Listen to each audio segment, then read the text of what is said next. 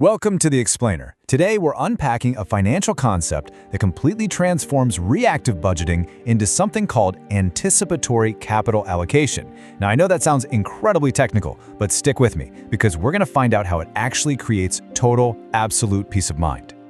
Okay, let's dive right into this. I want you to think about this question for a second. Why does December always feel like a massive financial emergency? Seriously, why do predictable, recurring events like holiday shopping or your annual property taxes always seem to catch us completely off guard? I mean, it happens at the exact same time every single year, yet somehow it always feels like this huge shock to our bank accounts. Well, by the end of this explainer, we're going to uncover the exact mathematical strategy and the digital toolkit you need to finally break that cycle. We're talking about eliminating that awful cognitive drag of financial stress so you can actually enjoy guilt-free spending without ever needing to rely on high-interest credit cards. Here is our roadmap for today. 1. The predictable expense problem. 2. What is a sinking fund? 3. Emergency versus sinking funds. 4. The 10% buffer strategy. And 5. Top digital sinking fund apps. All right, Section 1, the predictable expense problem.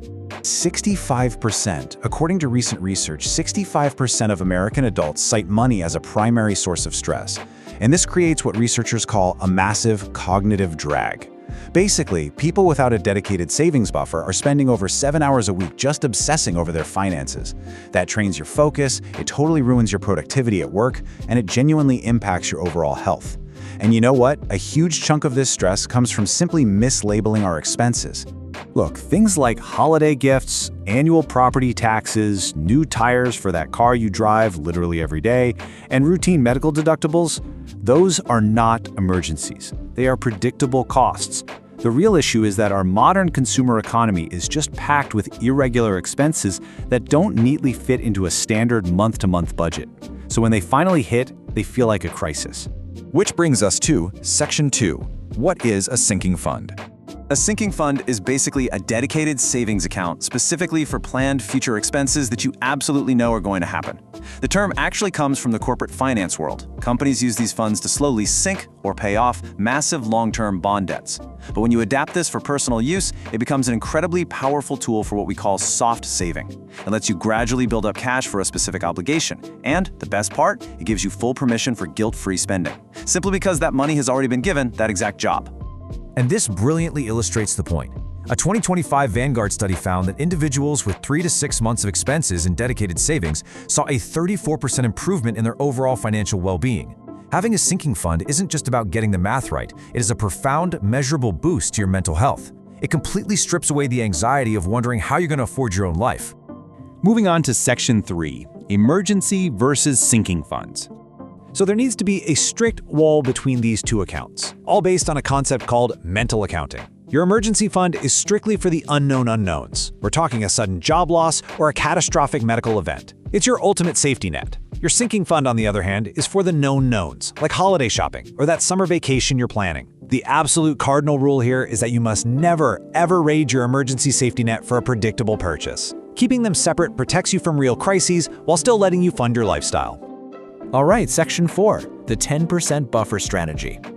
Now we're getting into the linear contribution model. This is exactly how you reverse engineer a savings goal step by step. First, you identify the total estimated cost of your goal. Second, figure out how many months you have until that bill comes due. And third, just divide that total cost by the number of months to find your base monthly contribution. It really is that straightforward. But here is where professional financial planners add a really crucial step, the 10% buffer. Don't just think of this 10% as extra math. Think of it as a golden rule for variable costs. If you're saving for something where prices tend to fluctuate, like travel, gifts, or insurance premiums, adding a 10% buffer protects you from inflation or sudden price hikes. That way you're never caught short right at the finish line. Let's look at a really concrete example to show you just how accessible this is. Say you want a $1,200 holiday budget for December and you start saving in January. $1,200 divided by 12 months is $100 a month. Add your 10% buffer and your true savings goal becomes $110 a month. By treating that $110 like a strict, non-negotiable monthly bill, you completely 100% eliminate the December debt trap. So where should this money actually live? Well, a high-yield savings account, an HYSA, is the absolute ultimate parking spot for your sinking funds. If you leave this money in a physical cash envelope or just a standard checking account, you're earning basically zero.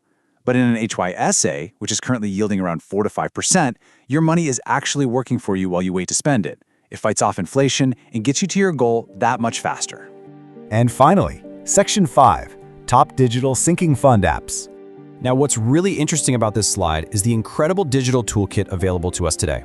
Recent research highlights 4 top apps, and each one caters to a slightly different financial philosophy. We've got YNAB, EveryDollar, Hyperjar, and Monarch Money. Let's take a look at how this technology makes automating your savings virtually effortless. First up is YNAB, which stands for You Need a Budget. This app is arguably the most powerful tool out there for super granular management. Its whole philosophy is built on what they call embracing your true expenses. It literally forces every single dollar to have a job today, and it automatically rolls your sinking funds over from month to month. The trade-off? Well, it definitely has a steeper learning curve, and it does require a paid subscription. But for strict envelope budgeters, it's pretty much unmatched. Next is EveryDollar. This one is built heavily around the Dave Ramsey baby steps framework. What makes EveryDollar so great is its incredibly clean, simple interface. It has a built-in fund category that is specifically designed just for sinking funds. There's a free basic version, which is fantastic if you're just starting out, though you will need the premium version if you want it to automatically sync with your bank transactions. Then we have Monarch Money. Monarch acts a lot more like a comprehensive financial command center. It treats your sinking funds as distinct goals that are tied directly to your accounts. This app is particularly ideal for couples. If you have shared budgeting needs and want to track a complex net worth, your investments, and your holiday savings goals all on one unified dashboard, this is the one for you. Finally, there's Hyperjar. This one takes a really highly visual approach. It lets you create custom jars and pots with all sorts of different colors for your goals. But what really sets Hyperjar apart is the ability to create shared jars. So if you're saving for a big family holiday, a joint vacation, or maybe you're chipping in with your siblings for a parent's anniversary gift, everyone can seamlessly contribute to that shared jar with simple automated top-ups. It's fantastic for group expenses. But a quick warning here. Please don't fall into the overcomplication trap by trying to create 20 different funds on day one. Financial analysts highly recommend using the Eisenhower matrix of allocation to prioritize. Think about it like this. Do now for urgent things like insurance that's due next month. Do later for important but long-term goals like a car replacement fund. Delegate or automate your small subscriptions, and delete or defer those pure luxury goals until your baseline is totally secure. Basically, pick your battles. So the crucial takeaway here is that real financial peace doesn't necessarily come from making more money. It comes from intentional allocation. By transforming those massive, scary annual bills into completely manageable monthly hills, you are fundamentally de-risking your life. So I want to leave you with this final thought to ponder as we wrap up. Take a hard look at your expenses for the next year. What will you sink your money into first? Start with just one goal today, automate it, and watch your financial stress completely disappear.